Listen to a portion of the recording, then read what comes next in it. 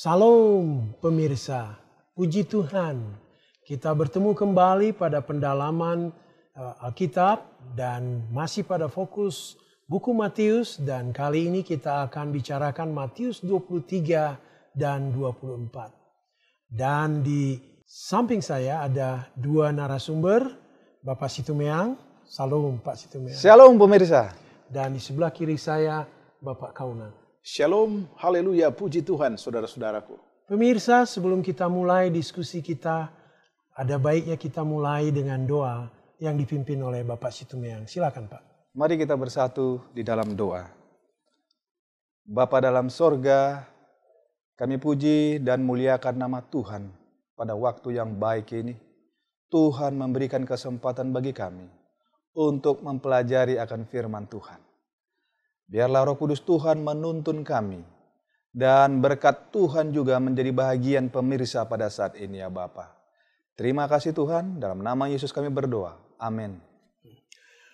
Baik pemirsa, judul pembahasan kita pada kali ini yaitu peristiwa-peristiwa akhir zaman. Pak Kaunang, mungkin kasih gambaran kepada pemirsa apa yang terjadi pada peristiwa akhir zaman. Apa yang dimaksud dengan judul ini Pak? Silakan Pak Kaunang. Oke, shalom saudara dan saudari. Kita lihat di dalam ayat yang pertama sebagai rekomendasi awal untuk menjawab pertanyaan dari hamba Tuhan Pak Darwis. Di dalam buku Matius 23 ayat 12. Dan barang siapa meninggikan diri, ia akan direndahkan. Dan barang siapa merendahkan diri, ia akan ditinggikan. Matius 23 ayat yang ke-12. Di dalam pembahasan ini ada hubungan dengan pertanyaan Pak Darwis. Yang pertama adalah secara garis besar, di dalam buku Matius pasal 23, Yesus memberikan amaran yang langsung kepada para pemimpin Yahudi.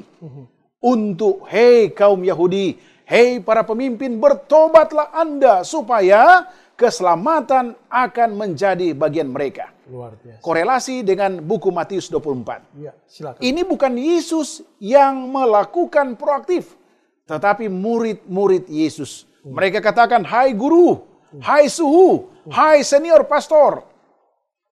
Apa tanda-tanda yang dapat Yesus katakan kepada kami tentang signs of the times, tanda-tanda akhir zaman? Luar biasa. Dalam bahasa modern pada saat itu adalah tentunya, bukti apa ya? Bukti apa ya yang bisa Yesus rekomendasikan supaya mereka apa? Waspada.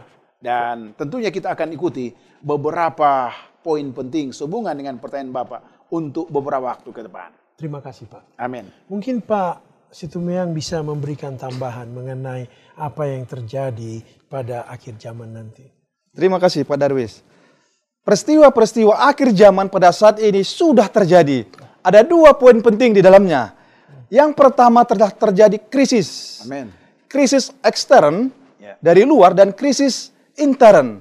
Yang kita bahas pada saat ini adalah krisis intern yang bersumber dari dalam diri kita sendiri. Dan ini sangat berpengaruh bagaimana kita berperilaku, cara kita berkomunikasi, dan cara kita berpikir. Dalam 2 Timotius 3 ayat 1 dan 4 dikatakan di sana, pada akhir zaman ini manusia mencintai dirinya sendiri. Semua hanya bertuju kepada membesarkan diri sendiri. Yesus memberikan contoh, utamakan orang lain daripada diri sendiri. Inilah yang harus kita tiru. Dan peristiwa-peristiwa berikutnya dikatakan dalam 2 Timotius 3 ini adalah manusia menjadi apa? Pemfitnah. Luar biasa. Pemfitnah. Jadi hal-hal yang belum benar, hal-hal yang belum bisa diuji kebenarannya itu sudah langsung menghakimi, memfitnah orang lain. Ini yang perlu kita apa? Kita perbaiki. Seolah-olah lebih tahu. Iya. Walaupun belum diadakan pemeriksaan, Betul. kebenarannya, tetapi seolah-olah sudah memberikan konklusi. Tanpa melihat apa sebetulnya yang terjadi. Proses belum diakui. Oke, dan yang berikutnya dikatakan bahwa manusia ini ya tidak berpikir panjang. Ya, cepat saja. Iya. Instan. Tidak tahu di balik itu nanti sesuatu hal yang biasanya penyesalan timbul di belakang. Seharusnya sebelum timbul penyesalan itu, mari diperbaiki di depan. Jadi harus punya kita harus berpikir panjang. Dan yang berikutnya juga moral manusia sudah semakin menurun. Kita lihat apa yang terjadi sekarang di media massa, media elektronik, televisi, berita-berita kerusakan moral, merendahkan harkat martabat seorang wanita, anak SD, anak SMP. Luar biasa. Dirusak. Inilah tanda krisis akhir zaman itu. Dan Yesus mengajak kita untuk apa? Seruan Yesus itu apa? Untuk bertobatlah, datang kepada siapa? Kepada Yesus. Terima kasih. Dan kemudian kita lihat di Matius 23, satu chapter tersebut membicarakan mengenai pemimpin-pemimpin bangsa Israel pada saat itu. Apa yang terjadi dengan pemimpin-pemimpin bangsa Israel, Pak Situmer? Nah, luar biasa. Terima kasih pertanyaan Pak Darwis ya. Yesus mengecam ahli-ahli Taurat. Pemimpin-pemimpin Yahudi pada waktu itu. Kenapa Yesus mengecamnya? Yang pertama, Yesus sudah memimpin mereka keluar dari Mesir. Dan mereka tahu itu apa yang dilakukan Yesus. Dalam perjalanannya dari Mesir, keluar dari Mesir, diberi mana. Dan pada siang hari ada tiang awan. Dan pada malam hari ada tiang api membuat mereka hangat. Itu pun mereka tidak lihat. Sepertinya lupa ya Pak. Lupa. Dan yang kedua yang lebih membuat Allah itu kecewa adalah dalam Keluaran 24 ayat 4 dan 19. Yesus sudah mengajak pemimpin-pemimpin Yahudi itu ketemu dengan dia.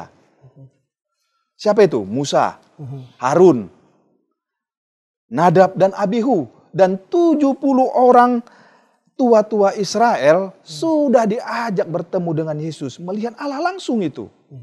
Dan mereka juga sudah melihat mujizat-mujizat yang dilakukan. Tapi mereka membutakan matanya. Tidak melihat itu. Akhirnya membuat apa Yesus? Marah.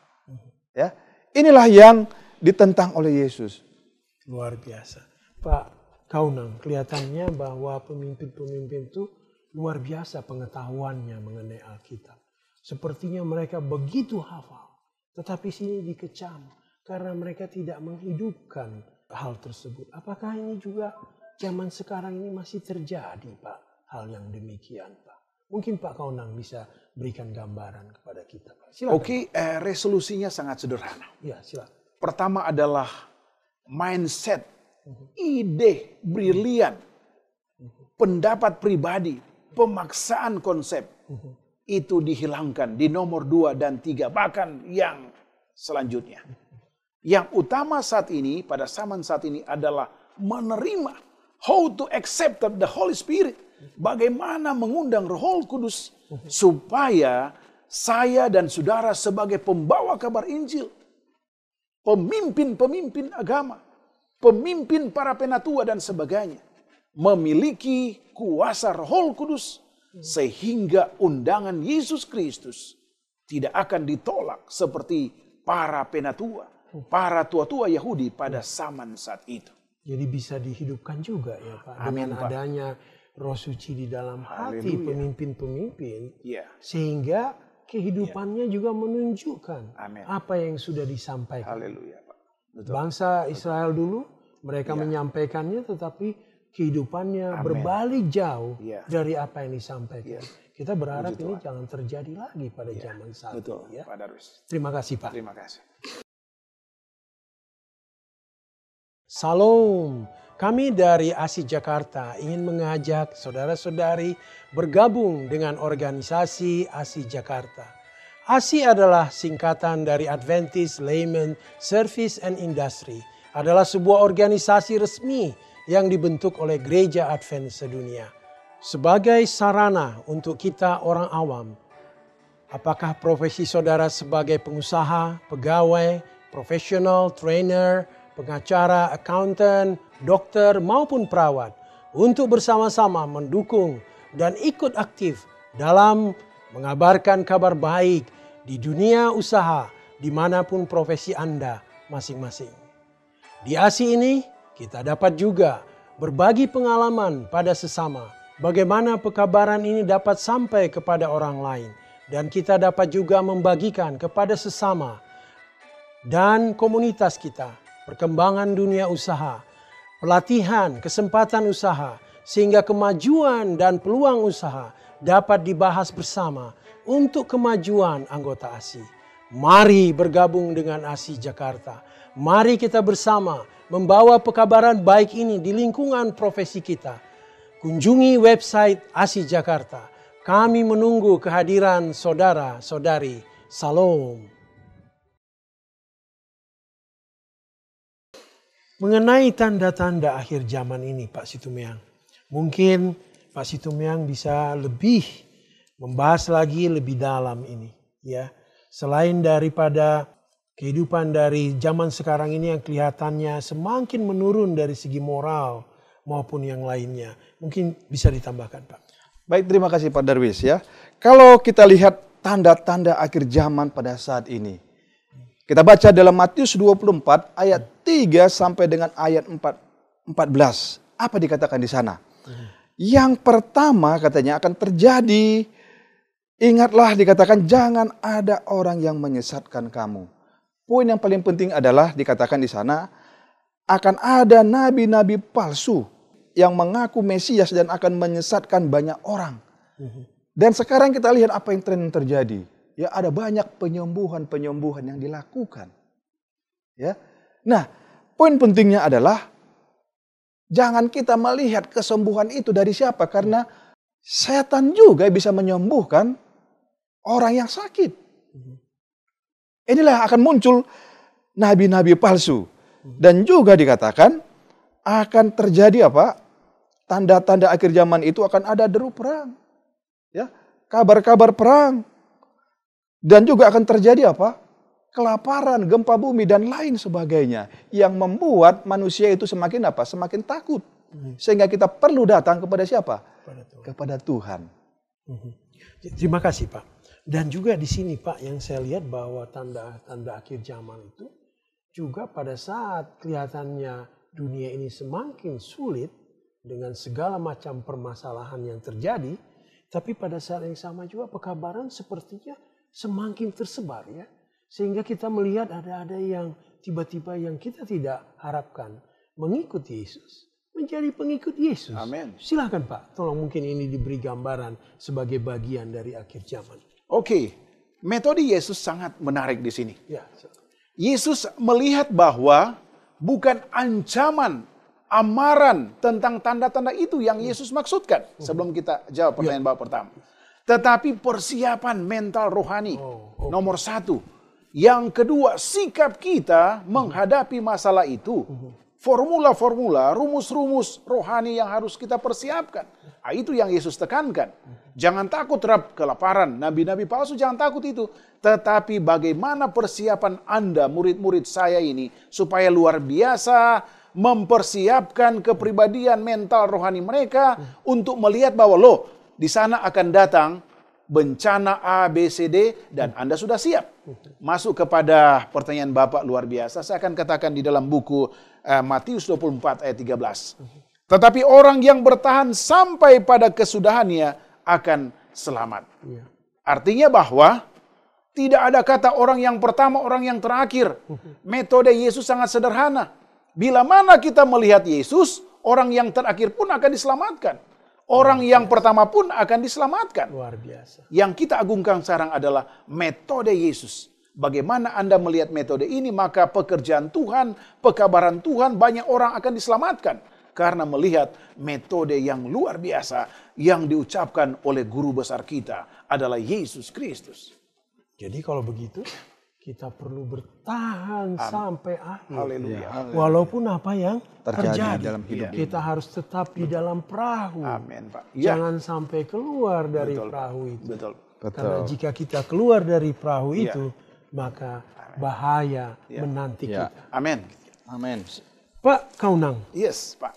ini judulnya agak sedikit menyeramkan. Iya.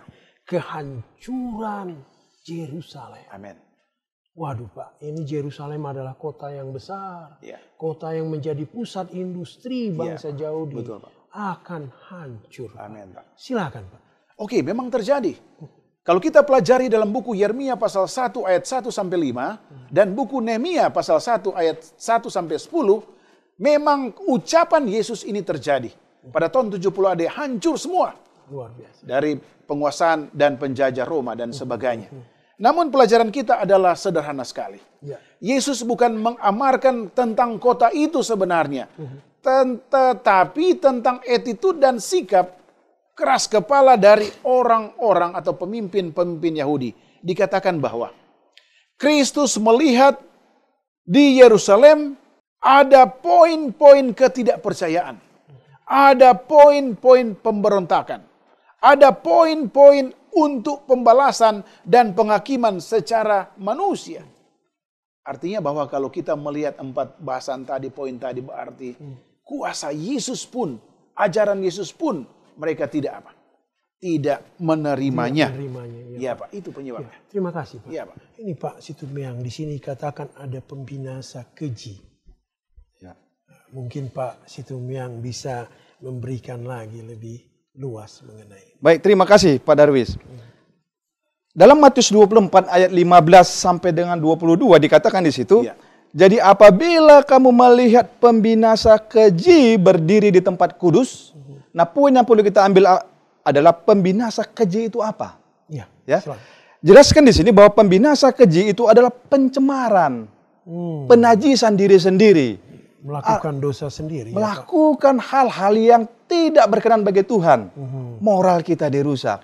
Menajiskan diri kita dengan hal apa? Makanan, minuman, dan pergaulan kita yang seharusnya kita menjadi contoh dan teladan. Tapi kita menajiskan diri kita, kita ikut bergabung di sana. Dan kita menjadi apa? Terkontaminasi. Wah, luar Inilah yang dampaknya bila mana. Dan Yesus katakan kita harus keluar dari situ. Kita harus keluar dari situ. Dan poin berikutnya yang paling penting di sini adalah apa kata hamba Tuhan Nyonya White. Dia katakan di situ dalam Alpha Omega jilid 8 ya halaman 22, Kristus melihat di Yerusalem bahwa Yerusalem itu adalah satu lambang dunia yang mengeraskan hati di dalam ketidakpercayaan dan pemberontakan. Walah. Wah, ini kalau Pak Kaunang, kalau kita gambarkan berarti bisa saja Yerusalem itu ada di dalam diri kita. Setuju, Pak. Ya. Setuju. Dan kalau kita terus mempertahankan bagaimana Yerusalem itu dihancurkan, berarti kita juga akan bisa dihancurkan. Ya, haleluya, Mungkin betul. Pak, kasih gambaran sedikit gimana itu Pak, kita supaya jangan sampai kita mengalami hal yang sama lagi. Oke, yang pertama adalah restorasi iman. Ini sangat penting Pak Darwis. Mengapa? Karena tujuan kedatangan Yesus adalah iman saya dan saudara harus diperbaiki. Bila mana Anda percaya kepada Yesus, maka Anda akan selamat. Bila mana Anda percaya kepada Yesus, maka semua kukuk yang ada akan Anda lepaskan kepada Yesus. Kita harus berubah. Haleluya. Harus ada pertobatan ya Pak. Setuju. Jangan keraskan hati. Iya, betul. Seperti apa yang dialami bangsa Israel Iya, dulu. setuju. Terlalu mengeraskan hati. Amin. Sehingga mereka Iya. ditolak Haleluya. menjadi bangsa pilihan. Setuju Pak. Terima kasih Pak. Saudara Situmiang mengenai kedatangan Yesus yang kedua. Mungkin kasih gambaran kepada kita apa yang dimaksud dengan kedatangan Yesus yang kedua. Apa yang harus kita siapkan Pak supaya kita bersiap diri menyambut kedatangan Yesus yang kedua. Puji Tuhan, terima kasih Pak Darwis. Kedatangan Yesus yang kedua ini adalah merupakan satu pengharapan umat-umat Tuhan. Dan inilah puncak dari kehidupan kekristenan kita. Poin penting yang di sana adalah kedatangan Yesus yang kedua kali, apa tanda-tandanya? Dalam Matius 24 ayat 3 dikatakan, ketika murid-murid Yesus datang kepada Yesus dan mengatakan, apakah tanda kedatanganmu dan tanda kesudahan dunia? Sudah pernah kita dengar berita itu. Yesus datang di Kota lain. kota lain. Ya. Di gereja Yesus ini. datang di gereja ini. Firman Tuhan katakan, kedatangan Yesus tidak seperti itu. Tidak sembunyi-sembunyi. Ya. Di dalam firman Tuhan dikatakan, Matius 24 ayat 27 sampai 31, kedatangan Yesus itu sama seperti kilat memancar dari sebelah timur dan melontarkan cahayanya ke barat. Begitu menggelegar dan semua mata akan melihat. Itulah tanda kedatangan Yesus. Tidak hanya beberapa orang. Tidak hanya melihat, kelompok orang. tetapi semua mata orang melihat. Luar biasa ini Luar Pak biasa. Saunang. Setuju. Mungkin ada tambahan Setuju. Pak dari kedatangan Yesus yang kedua ini. Biar kita betul-betul menyiapkan diri menyambut kedatangannya ini Pak. Silakan Ya, Pak. menu kalau tidak ada macam-macam sayuran dan sebagainya tidak enak ya. Iya. Kita saling melengkapi tetapi tujuannya adalah mengarah kepada Yesus lagi. Topik kita dalam buku Matius Itu 23 yang dan utama. 24. Kita reverse ke buku Wahyu pasal 1 ayat 7. Silakan Pak. Dikatakan bahwa setiap mata akan melihat Dia. Ingat, kedatangan Yesus yang pertama adalah disebut dengan kehinaan. Ya, kesusahan. Dibuat atau kacamata orang, aduh biasa-biasa kok. Kenapa dia bisa mengkhotbahkan hal yang luar biasa? Inilah yang membuat encoding-decoding terhadap pemimpin Yahudi salah tafsir. Ya. Tetapi yang kedua ini luar biasa. Ya. Kedatangan Yesus yang kedua adalah sebagai the King of the King. Raja yang menang, raja di atas segala raja. Luar biasa. Otomatis yang tidak percaya dan yang percaya sama-sama melihat. Kemudian ada topik berikutnya yaitu tetap waspada. Waspada. Silakan Pak. Oke, saya tertarik dengan seorang yang namanya Pak Tukul ya. Iya. Oke. Dia selalu mengatakan waspada, waspada, waspadalah. Luar biasa. Saya akan hubungkan dengan 3 poin yang berhubungan dengan kata waspada. Silakan Pak. Yang pertama adalah etika. Yang kedua adalah sikap. Yang ketiga adalah tata krama. Attitude, etika dan sebagainya. Saudara bisa tahu sendiri. Saya dan saudara sebenarnya tahu aturan ini. Tetapi kadangkala 1-2 kali kita sering jatuh. Nah, itulah yang disebut dengan apa? Waspada, supaya dengan kata waspada ini past experience atau pengalaman masa lalu bisa diobati, direvisi, diperbaiki sehingga kata waspada ini akan membawa kita kepada keselamatan. Ya, bagaimana kita selamat karena kita memiliki pengalaman-pengalaman yang pahit sebelumnya. Menunjuk kepada kata Yesus ini bahwa Yesus selalu mengamarkan murid-muridnya pertama dan kita semua pada saat ini. Waspada. Carilah pengajaran dan kesaksian. Carilah hikmat melalui firman Allah. Luar biasa. Kerendahan hati, bertobat, mempercayai Yesus. Maka saya yakin dan percaya kita semua yang menonton pada saat ini akan selamat. Bila mana kita melihat apa kata Yesus, bukan apa kata ego saya. Itu Pak Darwis. Terima kasih Pak. Haleluya. Pak. Salam. Kami dari ASI Jakarta ingin mengajak saudara-saudari bergabung dengan organisasi ASI Jakarta. ASI adalah singkatan dari Adventist Layman Service and Industry. Adalah sebuah organisasi resmi yang dibentuk oleh Gereja Advent sedunia. Sebagai sarana untuk kita orang awam. Apakah profesi saudara sebagai pengusaha, pegawai, profesional, trainer, pengacara, accountant, dokter maupun perawat untuk bersama-sama mendukung dan ikut aktif dalam mengabarkan kabar baik di dunia usaha dimanapun profesi Anda masing-masing. Di ASI ini kita dapat juga berbagi pengalaman pada sesama bagaimana pekabaran ini dapat sampai kepada orang lain dan kita dapat juga membagikan kepada sesama dan komunitas kita perkembangan dunia usaha, pelatihan, kesempatan usaha, sehingga kemajuan dan peluang usaha dapat dibahas bersama untuk kemajuan anggota ASI. Mari bergabung dengan ASI Jakarta. Mari kita bersama membawa pekabaran baik ini di lingkungan profesi kita. Kunjungi website ASI Jakarta. Kami menunggu kehadiran saudara-saudari. Salam. Pak Situmeang, Kadang-kadang waspada ini sering kita pikirkan masalah waspada dari luar ya. Haleluya. Kadang-kadang kita lupakan waspada yang dari dalam diri kita sendiri, Pak. Ya. Silakan, Pak. Baik, terima kasih. Saya menambahkan tadi dari Pak Kaunang, luar biasa ya. Poin pentingnya adalah dalam kewaspadaan kita sebagai umat-umat Tuhan yang menantikan Kristus kedatangan yang kedua kali. Poin pentingnya adalah jangan sampai kita punya mindset bahwa Yesus itu masih lama datang. Sehingga kewaspadaan kita semakin menurun. Kita masih punya waktu sehingga kita berleha-leha. Tapi bila mana kita katakan dalam mindset kita, dalam keyakinan kita bahwa Yesus datang hari ini, apakah saya sudah melakukan sesuatu yang terbaik mempersiapkan diri kita untuk kedatangan Tuhan? Luar biasa. Itu poin pentingnya. Oleh karena apa? Kita tidak tahu kedatangan Yesus, dikatakan dalam waktu yang tidak kita duga. Sehingga malaikat juga katanya tidak tahu. Dan anak sendiri Yesus tidak tahu.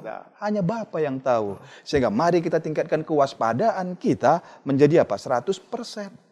Supaya jangan apa? Kecolongan kita. Terima kasih, Pak. Pada saat datang jangan sampai kita apa? Tertidur. Dan kita akan ditinggalkan. Wah, luar biasa diskusi kita hari ini, Pak. Mungkin Pak Kaunang silakan berikan beberapa kalimat, mungkin memberi kesimpulan dari apa yang kita bahas pada saat ini, Pak. Silakan. 2 saja. Oh, silakan. Yang pertama adalah metode Yesus dalam buku Matius 24. Yesus memberikan amaran kepada murid-muridnya tentang hamba yang setia dan hamba yang tidak setia. Saudara, kronologis hamba yang setia adalah penurutan. Ciri-ciri khas dari hamba yang tidak setia, unobedience. Tidak mau menurut. Manakah yang saudara mau pilih? Yang kedua, secara letterlek zaman modern saat ini, Pak Darwis. Yang pertama dan kedua berhubungan sekali. Ialah mempertahankan pendapat saya dan saudara, walaupun sudah salah, tetap dipertahankan. Ini yang harus kita kikis, kita potong, kita bersihkan setiap hari. Sehingga kata Yesus di dalam ilustrasi hamba yang setia akan menjadi bagian saya dan saudara. Luar biasa. Terima kasih, Pak. Haleluya. Silakan Pak Situm yang mungkin ada tambahan kesimpulan kita. Baik, terima kasih. Ada 2 poin juga. Yang pertama adalah tragedi terbesar dalam kehidupan ini bukan berapa lama kita hidup. Tapi sewaktu kita hidup, apa yang sudah kita lakukan untuk kebangunan rohani kita. Untuk kesiapan kita menyambut Tuhan kita itu datang yang kedua kali. Dan yang kedua, seperti tadi ayat yang sudah disampaikan dalam Matius 24 ayat 13. Tapi orang yang bertahan sampai pada kesudahannya akan selamat. Mari kita pertahankan iman kita. Mari kita pertahankan kerohanian kita. Agar tidak dingin, tapi tetap panas. Oleh karena itulah yang diharapkan Tuhan. Sehingga kita bisa menyambut dia dengan sukacita di awan-awan. Tuhan memberkati. Terima kasih, Pak. Pemirsa, demikianlah diskusi kita pada hari ini. Pemirsa, dipersilakan mengambilkan kesimpulan apa dari diskusi kami. Yang utama adalah mari kita siapkan diri kita untuk menyambut kedatangan Tuhan kedua kali. Mari kita utamakan penurutan kita dengan segala kerendahan hati. Sehingga waktu Yesus datang, kita sambut kedatangannya dengan penuh sukacita. Dan kita bersama semua dibawa ke surga. Haleluya, puji Tuhan. Sebelum kita tutup, sebaiknya kita berdoa, Pak Kaunang. Silahkan Pak Kaunang memimpin dalam doa. Saya mengundang kita bersatu di dalam doa. Ya Allah, Bapa kami yang ada di dalam kerajaan sorga, terima kasih hikmat dari sorga sudah terjadi di ruangan ini. Allah yang dibesarkan, Yesus Kristus akan datang segera dan membawa semua umat-umat yang percaya karena Yesus sudah memperbaiki kami melalui kuasa Roh Kudus. Berkati para pemirsa yang sudah menonton akan acara ini, biarlah menjadi bekal bagi mereka, mempersiapkan diri mereka untuk mempelajari firman Allah yang semuanya berfokus kepada Yesus sebagai juru selamat kami semua. Terima kasih Bapa, terpujilah namamu. Dalam nama Yesus Kristus kami sudah berdoa. Amin. Terima kasih Pak.